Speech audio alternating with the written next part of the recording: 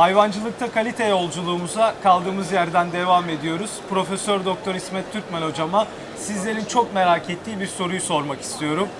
İsmet hocam, mısırın hayvan beslenmesindeki öneminden ziyade daha çok beslenme değerleri nasıldır? Bize biraz bunlardan bahsedebilir misiniz? Tabii çok kısaca bahsedeyim.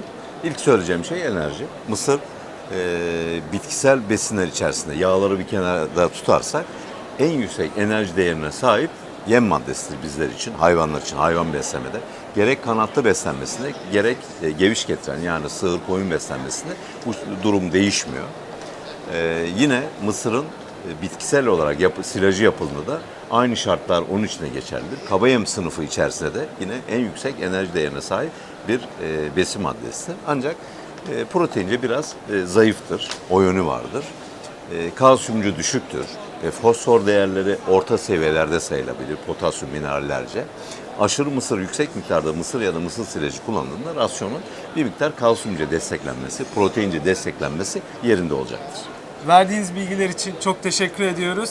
Kıymetli üreticilerimiz, sizler de hayvan beslenmesine dair sorularınızı bizlere sosyal medya üzerinden yöneltebilirsiniz. Bol bereketli sezonlar diliyoruz.